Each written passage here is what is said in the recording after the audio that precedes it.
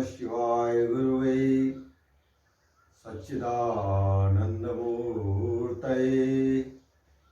निष्प्रपञ्चाय शान्ताय निरालम्बाय तेजसे।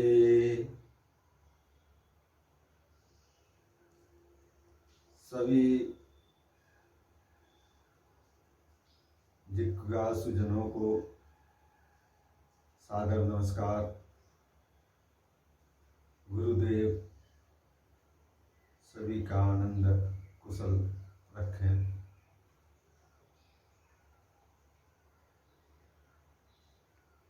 उत्तराखंड की धरती को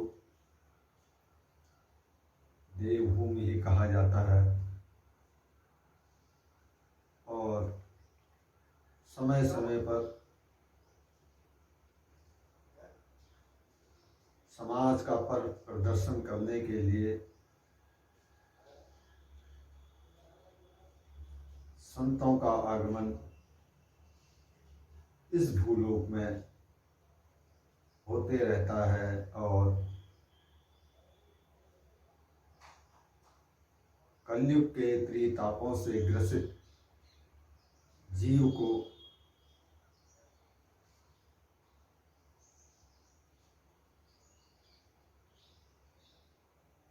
ज्ञान की वर्षा द्वारा तृप्त करके संत महापुरुष समय समय पर शिक्षा देते रहते हैं।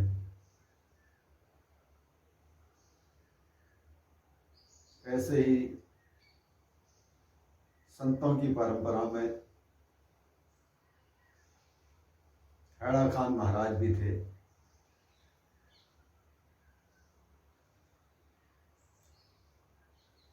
आज से लगभग 40-45 वर्ष पूर्व हम भोलानाथ बगीचे में रहते थे। तब हैड़ा खान महाराज हिंद ट्रेडर्स वालों के वहाँ आया करते थे और तब हम बहुत छोटे छोटे थे। हिंद ट्रेडर्स वालों के निवास स्थान भोलानाथ गार्डन में हम रहते थे, तो उनके ही बगल में रैकवाल लोगों का मकान था। उस मकान में हम निवास करते थे। तब हम छत से देखते थे कि हैड़ा खान महाराज आ रहे हैं। तब ऐसा कोई हमारी दृष्टि तो रहती नहीं थी ये बाबा हैं या कोई सिद्ध है। हम तो केवल टॉफ़ी खाने के लिए ऊपर से आते थे और हैड़ा खान महाराज को आता हुआ जब देखते तो बहुत सुंदर छवि होती थी। उस टाइम में शशि कपूर, रणधीर कपूर, जितने भी कपूर खानदान के बॉलीवुड के कलाकार होते थे वो भी उनके साथ आते थे। कई नामी गिरामी उद्योगपति भी आते थे, लेकिन हमारी दृष्टि तो कुछ ऐसी थी नहीं। हम जानते नहीं थे ये क्यों आ रहे हैं, क्या आ रहे हैं। हम तो मात्र बाबा जी को आता हुआ देखते तो बड़े प्रसन्न होते थे कि आज खाने को चीज मिलेगी। और हैड़ा खान महाराज जब वाहन से आते तो काला डूंगी चौराहे से थोड़ा आगे सती मिष्ठान भंडार के पास जो अंदर को मोड़ था, वहां से वाहन से उतरते थे और बहुत सुंदर उनका आगमन होता था।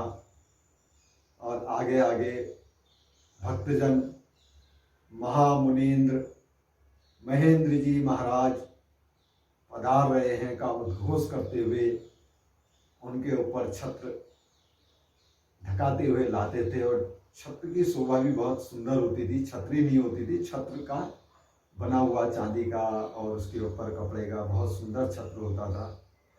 कभी अंग्रेज उनको अपने ऐसे करके गोद में बैठा के लाते थे और महाराज हंसते हुए खिलखिलाते हुए हिंद ट्रेडर्स के निवास स्थान में पधारते थे, जहाँ पर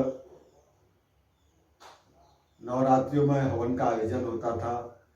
तो उसकी पूर्णाहुति हैड़ा खान महाराज के द्वारा होती थी।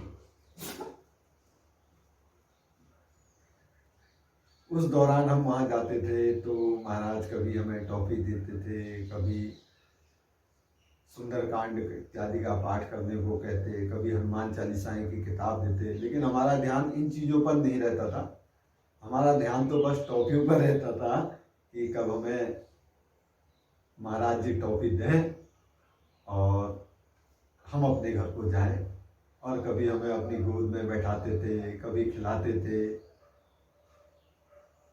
तो इस प्रकार से हम हिंदू ट्रेडर्स में महाराज जी के वहाँ, हैड़ा खान महाराज के वहाँ जाते थे। तो उसी दौरान वहाँ मेरे सदगुरुदेव ब्रह्मानंदपुरी परमहंस जी महाराज का भी आगमन होने लगा था। महाराज जी भी आते थे। तो तब हम थे तो छोटे ही। अब हैड़ा खान महाराज कार्यक्रम को निपटाने के बाद चले जाते थे तो सदगुरुदेव ब्रह्मानंदपुरी परमहंस जी महाराज भी वहीं के घर पर रहा करते थे। और हमें बड़ा इंतजार रहता था कि महाराज जी आए। उस समय तो ऐसी कोई अक्ल नहीं थी कि महाराज जी है या भैया हैं। उस समय तो एक बालपन था, केवल ऊपर से देखते थे महाराज जी आ गए हैं तो हम जाएं, कुछ टॉफी वॉफी खाएं, खाने को मिलेगी। लेकिन सदगुरुदेव ब्रह्मानंद परमहंस जी महाराज टॉफी तभी देते थे जब एक बार हनुमान चालीसा का पाठ करवा देते। और अब महाराज जी को हम इसलिए भी जानते थे क्योंकि मुखानी में भारतीय बाल विद्या मंदिर स्कूल में हम पढ़ा करते थे, जहाँ हर मंगलवार को बाबा जी हनुमान चालीसा का पाठ कराने के लिए भी आते थे।